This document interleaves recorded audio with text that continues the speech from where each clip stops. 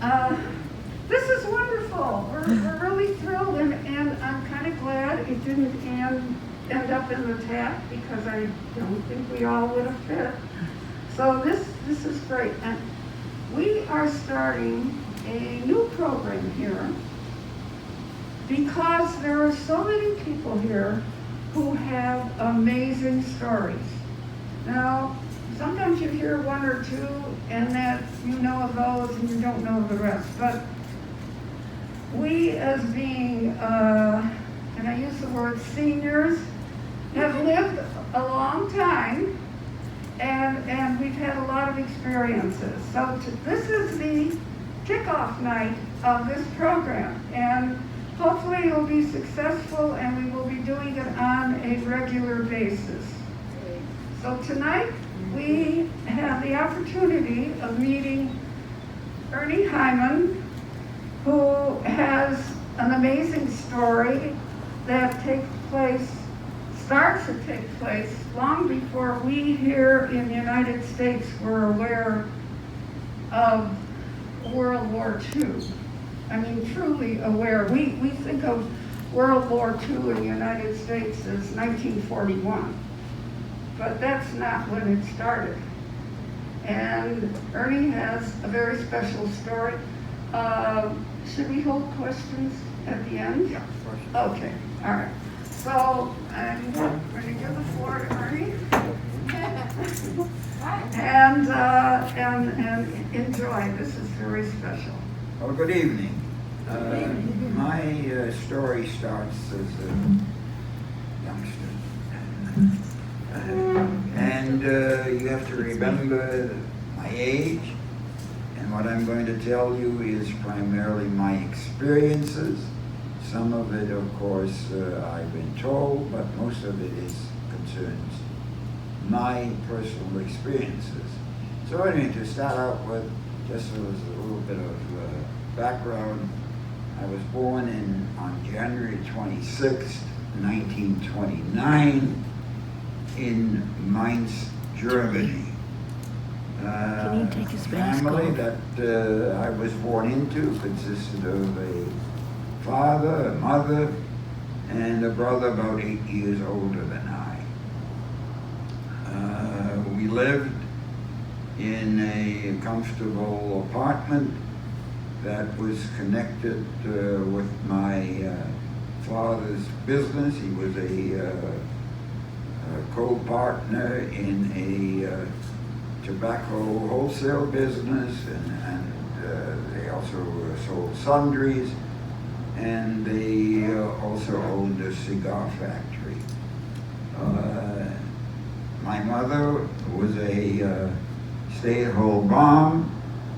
My brother, being 8 years older than I, was just about to go into high school at that time. And that's the story of the family that I was born into. We lived on a street about a block and a half down from our place of worship, which was the modern synagogue in Mainz.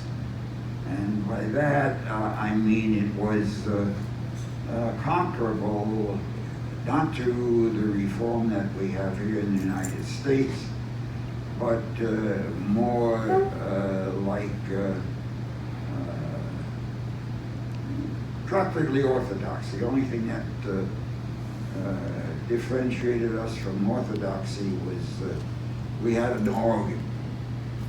And I was lucky enough that when I was old enough, I was enrolled in the parochial school, and that was the story of my early youth.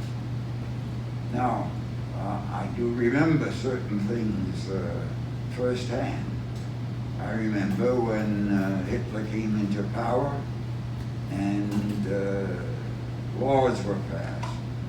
One of the laws that affected me and many others, not necessarily Jewish, was that as non-Aryans, and the definition of Aryan was very specific.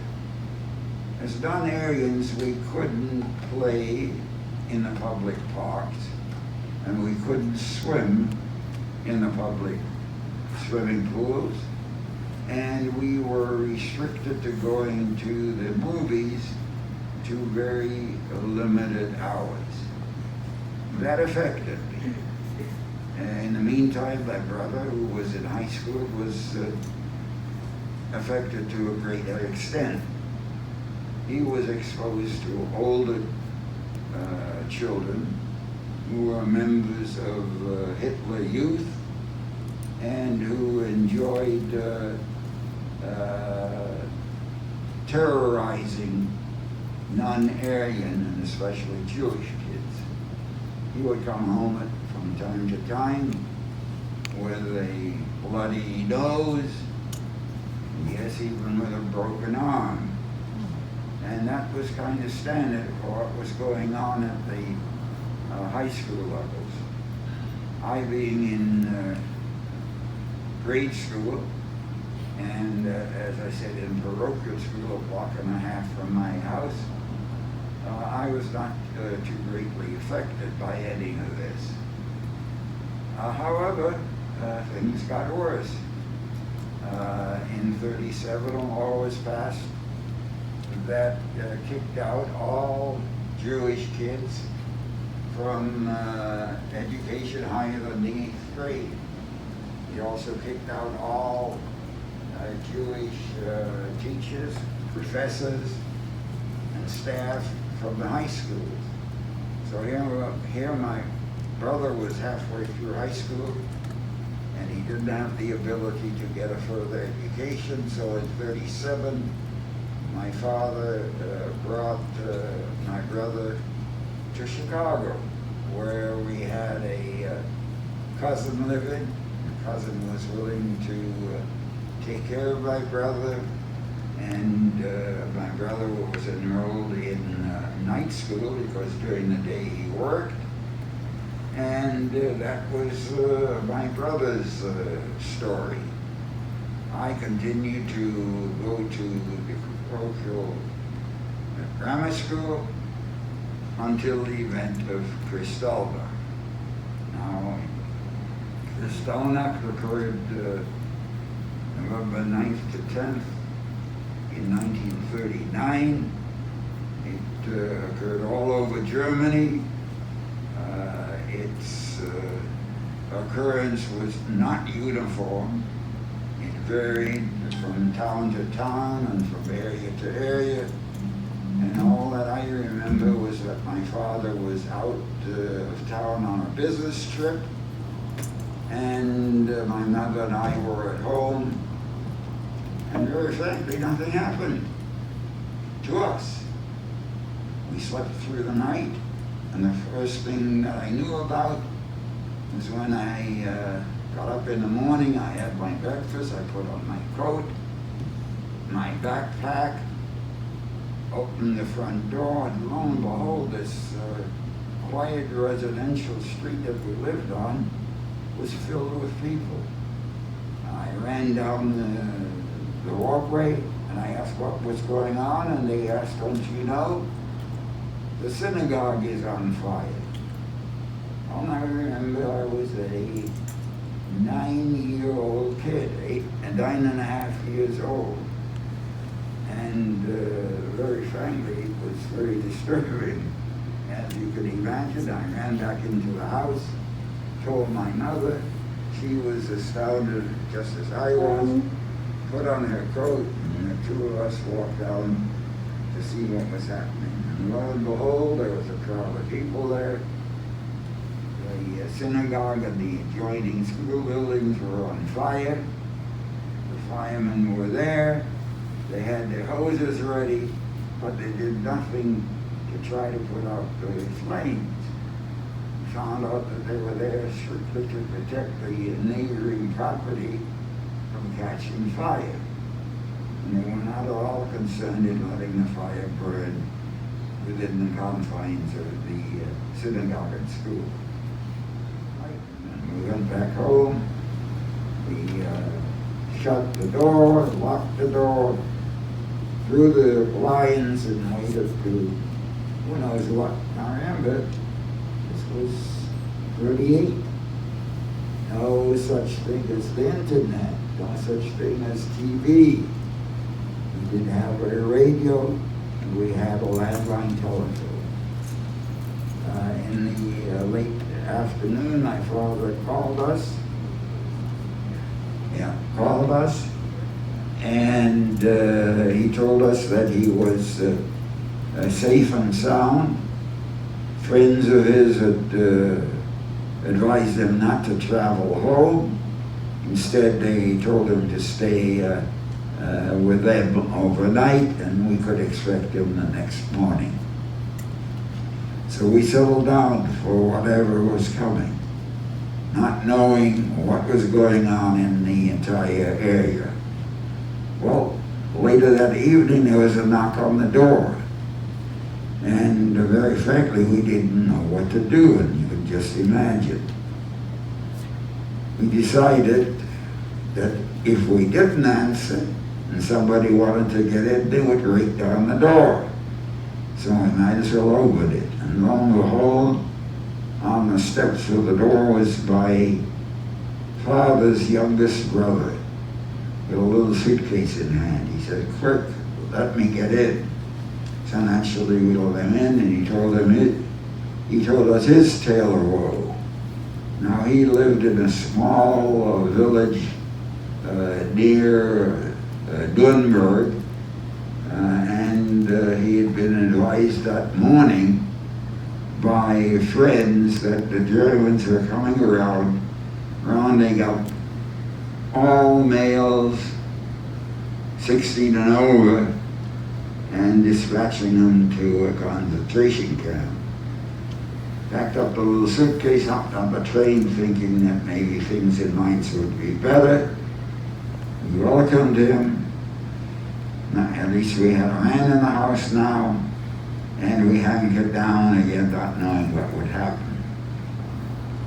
Well, the night went okay. My father came home, and very frankly, he was a changed man. I gotta give you a little idea why he was a strange man, but it had to do with his upbringing. Now, his family can be traced back about 350 years from that point to a small Bavarian village. The entire family had lived there for 350 years, relatively undisturbed.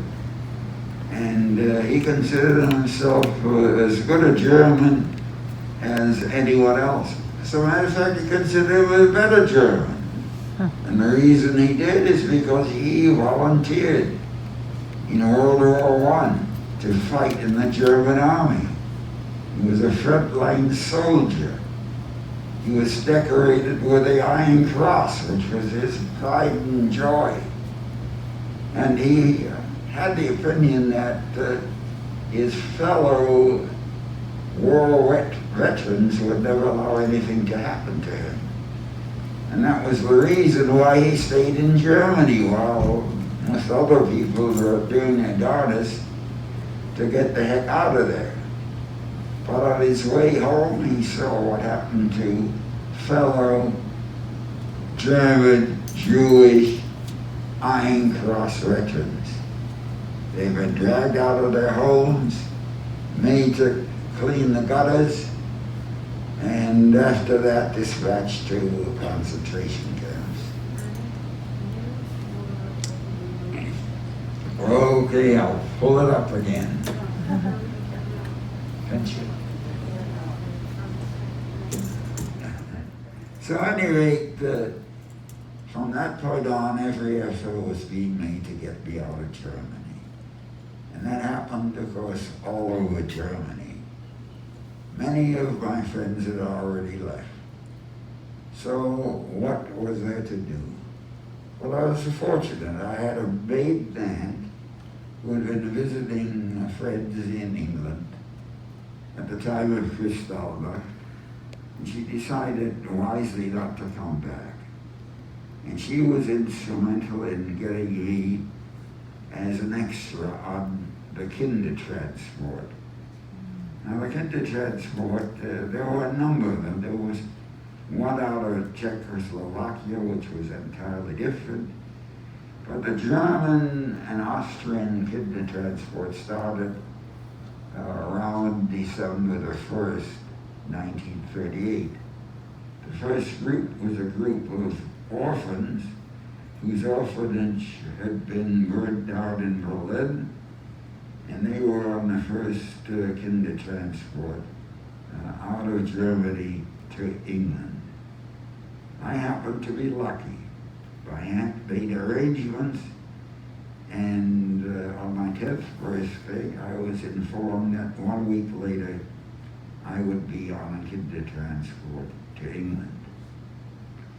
Kindertransport consisted of kids, only kids, 3 years to about 16, 17 years old, and they were unaccompanied.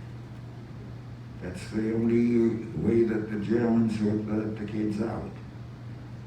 Now, what happened? I got to the train station. There was a lot of other kids there. Unfortunately, none from my school. They were from the surrounding area. And they put a number on my neck. That was my identity. And from that point on, I waited for the train. My parents put me on the train, naturally with lots of good advice on how I was to behave, and assured me that they would make every effort to join me in England as soon as they would get permission from the English government to travel. And there I have to ad-lib a little bit. The Germans let everybody go that wanted to go. They even let people out of jail and concentration camps. But the problem was they had to have a place to go to. Now, 39, the whole world was still under the very, very severe recession. And no other country wanted additional mouths to feed, additional people to seek employment. So the borders were closed. Nothing like today where you can travel throughout Europe, or used to be able to travel throughout Europe without any kind of border scrutiny. So here they were stuck in Germany, but promised to catch up with me as soon as permission was granted. The train consisted of these kids and some Quakers. Now the Quakers in Germany would be known here in the United States as American Friends. And these are good people who received permission from the German government to accompany the kids until they reached the German border. Now, I explained to you that anybody could leave. There were just a couple of little requirements. Number one, you couldn't take any valuables out with you. In other words, all of your valuables had to be left behind for the Germans and Nazis to use in their war effort.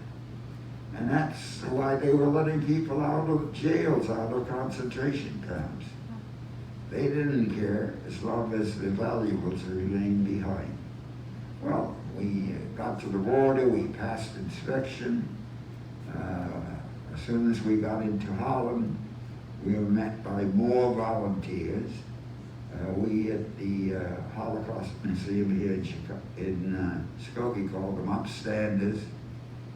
And they passed hot chocolate and cookies through the window of the train. It was very, very well received.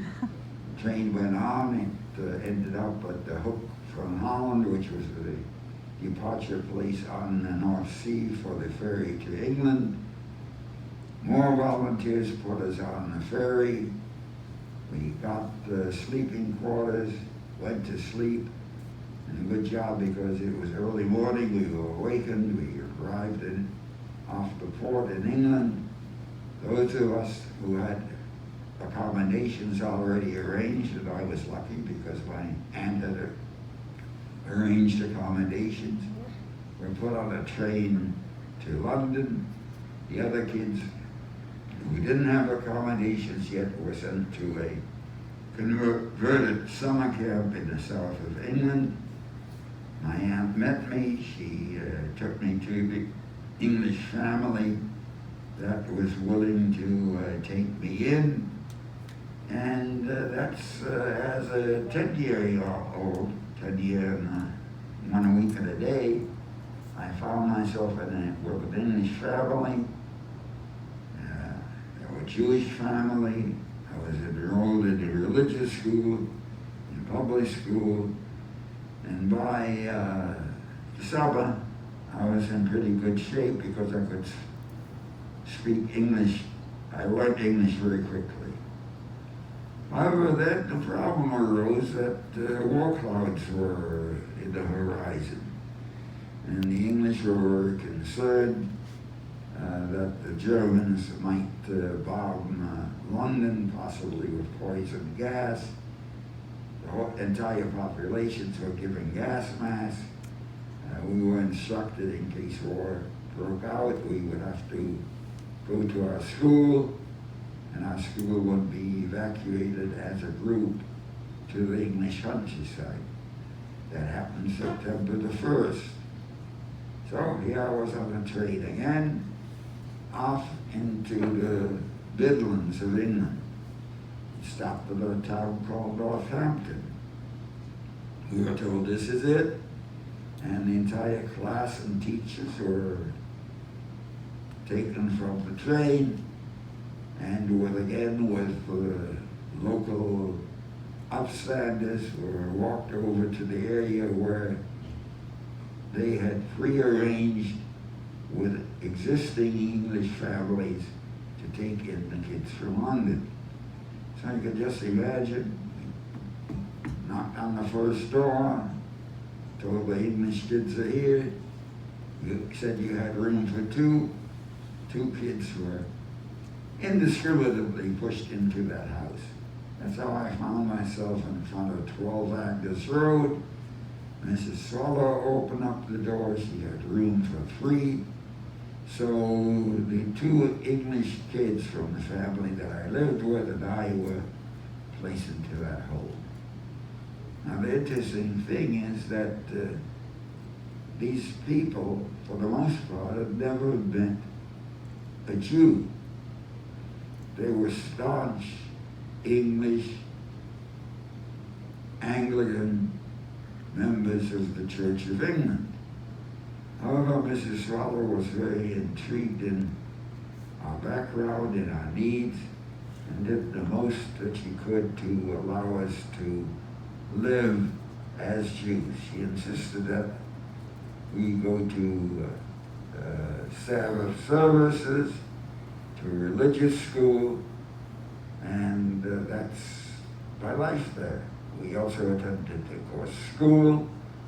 It was very interesting. I became a member of the Boy Scouts. I was, along with all the other Boy Scouts, was instrumental in being messengers between the various home guard posts.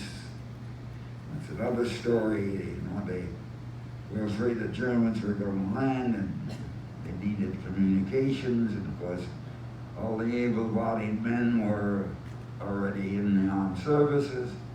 So this is a group of aged individuals, people from probably going back to World War I, who with their shotguns who were going to defend the neighborhood and needed communications between the various groups, and the Boy Scouts who were selected to do that. So that was the story there.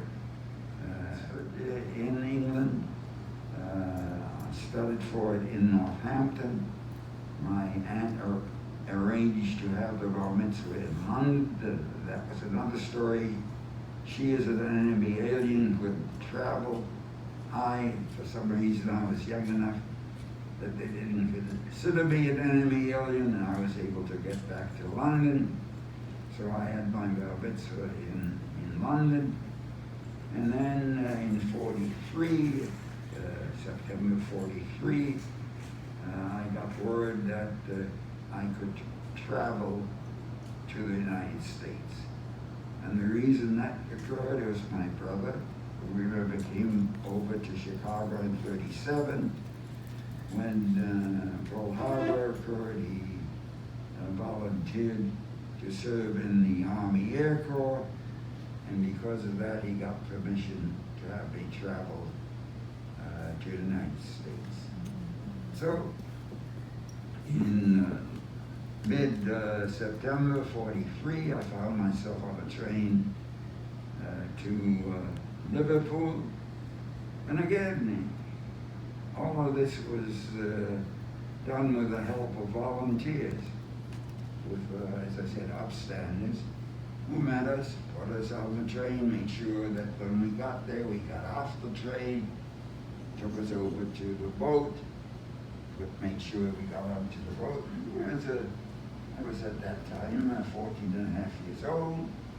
Here I was out in the ocean going ship. I was the only kid there. As a matter of fact, probably one of the few civilians that were on that ship, because who and I would want to go from England to the United States during wartime. Most of the passengers were British merchant seamen whose ship had been torpedoed off the coast of South Africa. When they found that that I was traveling alone, they made me their mascot and told me to stick with them, and if anything happened, they would take care of me. It was very comforting to me. Well, there had been no U-boat attacks on any convoys for 6 months. So we sailed around the island out into the Atlantic Ocean, and 3 days into the Atlantic, all hell broke loose. A wolf pack of German U-boats attacked the convoy, and that's another story. They sank half the convoy. Luckily, our ship was not torpedoed. It was diverted north to near the coast of Iceland, so that it would be under protection of airplanes. We ended up, we were supposed to be in New York, where that was supposed to be. Instead, we ended up in Nova Scotia, Halifax. What's a kid going to do in Halifax? Who is he going to be taking care of? Yeah, it was remarkable. Remember, the only communications at that time were telephone and Western Union. Volunteers met us, put us on a train to Montreal. More volunteers, train to New York. And lo and behold, when I arrived in New York, my aunt was there. She took me to her apartment, fed me a wonderful meal, put me on the overnight train to London, actually to Chicago. Chicago, my uncle met me, and they took me to his home. I was enrolled in high school, and that is the end of my sojourn up to now. Of course, I lived a decent life thereafter, but that's another part of the story. So I think I spoke long enough, and I want to give you a chance to ask questions. I purposely left a lot of openings in my presentation, but you ask me and I'll try to answer your questions. Any questions? I have lots of them, but Judy has one back here. okay, Judy. I wondered what's your mask on? Sorry. I wondered what happened to his parents. All right, what happened to my parents? A very pertinent question. And as I told you, they made arrangements to try to come to England because they needed permission. They packed up belongings in what was at that time known as a lift. It was a big box that contained most of their belongings. That was going to be shipped to Rotterdam, where it was supposed to come on a vessel and end up in the U.S. And they received permission to travel to England on September the 9th, 1939. All set, they had tickets, everything was go, except on September the 1st, war broke out. So that shut the door for them traveling to England to be with me. So they made alternate arrangements. And the arrangements were all set. They were going to go to Portugal, where we had a cousin as well. And the cousin had arranged a passage on a ship. Tickets were all bought. September 15th, 1941. You know what happened? Pearl Harbor. Boom. That escape route was shut. So here they were in Germany, and they eventually ended up into they were moved out of their apartment into a large apartment complex in Mainz. It wasn't in the ghetto, it was a separate building. And it was a large building where the Germans put many of the Jewish families. My father was forced to do work in one of the factories there. And then, according to the records, they were put on a train in March of 1942. The train eventually ended up in a place called Piaski, Poland, which was near Lublin. They were moved into the local ghetto that had been vacated, according to their history, from the Polish population. The Polish population having been taken to the death camps nearby, and that's where they were in April of 42. So we know this because my mother was able to write a postcard to my cousin in Portugal. It went through because Portugal was neutral. However, why the Germans censors allowed it to go through is a mystery, because my mother described conditions in the Piaski as follows. She says, every day is like Sukkot, and every other day is like Yom Kippur. She says, please send me food, blankets, medicines, whatever you can, because typhoid is running rampant throughout the ghetto, and we need the things in order to survive. Now, just as an explanation to those of you who don't understand what Sukkot is, Sukkot is the Jewish holiday where the ancient Israelites lived in booths, and naturally there was no cover above them, and so the elements would come in. And Yom Kippur is the Jewish holiday where we all fast. So it meant that they were getting food only every other day.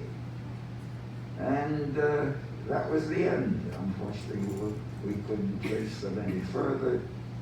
They either perished from the disease in the ghetto, or they were taken to one of the nearby killing centers. And that, I'm sorry to say, is the story of my parents. More questions? I have a question. All right, you're I have a mic, so I have a question. Is that your phone? yeah, don't worry about it. It'll stop. Okay, I'll wait. Nobody's a spam call. Okay, go ahead. All right, there were a lot of people where you have two families that took you in. Did they receive some kind of compensation for your clothing, for your food? Yes. And if so, Yes, from and- whom? Yes, indeed. They received compensation, and in the first instance, it was my aunt who was able to compensate them. In the second instance, it was the English government that compensated all of the people in the Midlands who took in kids. That's what happens when you're a teacher, you know lots of questions. When you started school in England, was there any kind of program, a kind of an immersion program, so you would learn English, or did you learn English just by living in that environment? Well, it's very interesting because as a 10-year-old kid, the only English that I knew when I came to England was yes, please, thank you, and so on. And my biggest accomplishments were I could recite by rote Little Red Riding Hood. And that's how I started out. But, it's amazing, at least still to me, how as a 10-year-old you pick up the language just like that. Well, you did a great job with that. Because I have acquaintances who came over from Germany at age 13, and there still is a little dramatic sound in their voices. So you must have had a tendency to learn, another language easily. So, but I have another question.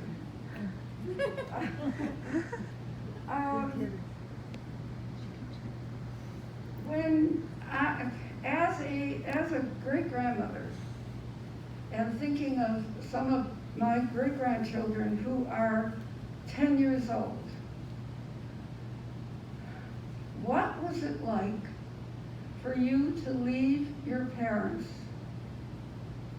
I gathered that they told you they were planning to meet you in England. They would come as soon as they could. Did you believe that? I certainly believed that, and I'm sure that that was their intention.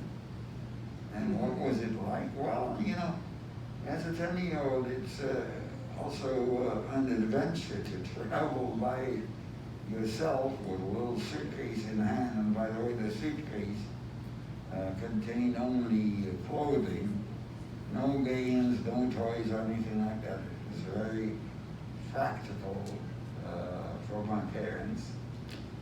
They knew that I would need all of those things, and that's what it contained. And it was somewhat of an adventure as a 10-year-old. And I knew that I had an aunt that was going to meet me, so that was also comforting. So now, as you being the adult, and thinking back on it, can you imagine what it was like for your parents to send you off like that? Well, I can imagine, and you have to remember they were out to save I know. me, Yes. and that was their prime motive in sending me. They knew that if I stayed behind, I would have a problem. Mhm. And that was demonstrated by one of my friends whose family did send my friend on a kid to transport. Instead, they kept him in Germany. They did end up making it into France. And when Hitler was on the outskirts of Paris, where they were living, and the entire family put their head in the gas oven and perished that way. So, you know, the idea was to try to get out and to get away from all of this. And people do a lot of things that they wouldn't consider under normal circumstances. That's a hard one to follow. Yeah. Did you keep in touch with either of the families after you came to the United States? To a very minimal amount, the first family, because their children didn't acclimate to their new home in Northampton, and the parents took them home, and I don't really know what happened to them, and there was a lack of communications there. But the local Northampton family, we were in touch with, we even visited them. Unfortunately, the parents were already unfortunately passed on. We did visit their gravesite, but we did were able to talk to their children, who at the time were off on in the war, and who I only knew very briefly, but we went up with them and we did communicate with them. Oh, wow. More questions? Oh, good. Well, it's not actually a question. It's not actually a question. I am just amazed from your story, how many volunteers that helped you and helped the children. Yeah, I don't know how many volunteers, but I can tell you for sure that without them, I wouldn't be here today. And it is amazing how when push comes to shove, there's another one now where when push comes to shove, these people stand up and do the right thing. I guess that's where you stand up. Yep. Upstanders, as they say. I believe you mentioned that when you arrived in England, that the family was unused to a Jewish person. How did they adapt, or what was the situation regarding their having a Jewish person in their presence? Oh, there were efforts that were made in England to find Jewish homes for the Jewish kids that were coming over there. And they were very hospitable, but their own kids have always had preference. I don't know if I answered your question, and if I didn't, why don't you ask me specifically what you were trying to determine?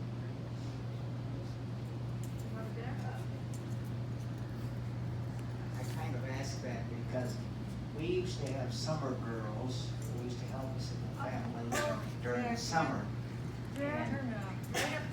Yeah, used to have summer girls, and what was amazing to me, we got these girls from Southern Illinois, and their first reaction was, "You're Jewish?" as if you were a strange animal because they had never seen a Jew before. And this was, local, so that it was interesting to me, how do they respond to having a Jewish person? Was a Jewish person just a strange animal to them, or what have Okay. you? So the first family, of course, was Jewish, the one in London. The family in Northampton was not. And yes, we were a strange person.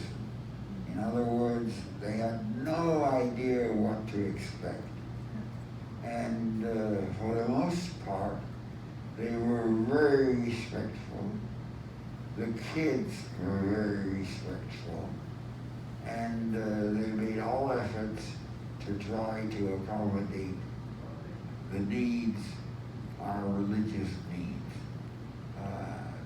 This is amazing because, they were very strong English Protestants.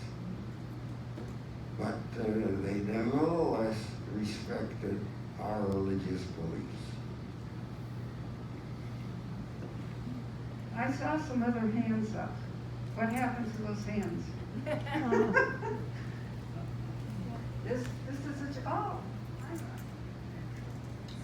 Ernie, I know you're telling your story. Are there other kids who you were aware of in England who either had good successes like you did, or kids who didn't have good successes or good experiences, or struggled with being a kinder transport kid? Well, that's a good question. I would say that most of the boys had a not too serious a problem. I'll get into that a little bit more later. The girls were, in many instances, taken advantage of.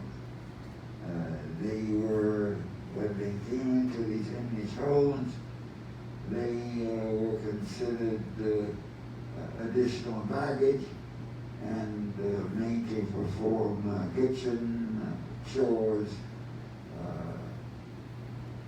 child custodials, as caregivers to the children. The boys did really well.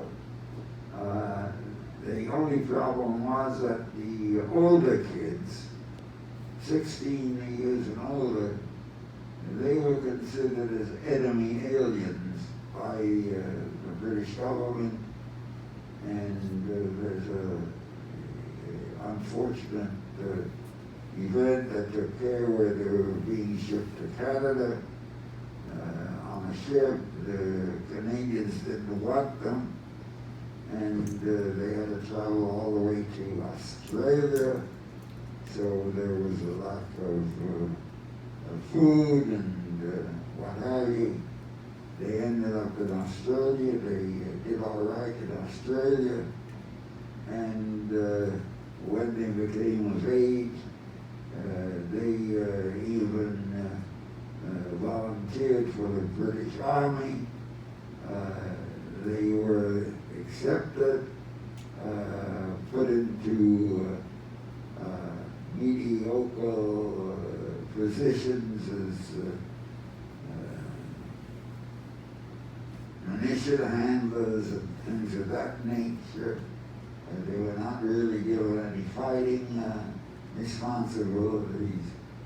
Later on it was discovered that they had talents that the British could use, and they were very instrumental in the invasion of Germany. They were also, of course, they fought originally in Africa and Italy, and when the invasion came, they did yeoman's work and were instrumental in paving the way eventually for the invasion of Germany. Crawford served in many capacities in Germany. So that's the story of the kids. Some more questions? Ernie, this has been amazing. Just amazing. Just following your narrative. I can't imagine surviving this kind of experience, and yet here you are, with the help of many good people, those who helped with money, those who took you in. There were many, many people who cared. And we hear so much about the other, the people who don't care, the people who harm others. It's very uplifting to know that people stood up and did what they could to save these children who, for no reason, were no longer able to stay with their families. Is he wonderful? Yes. I mean, that's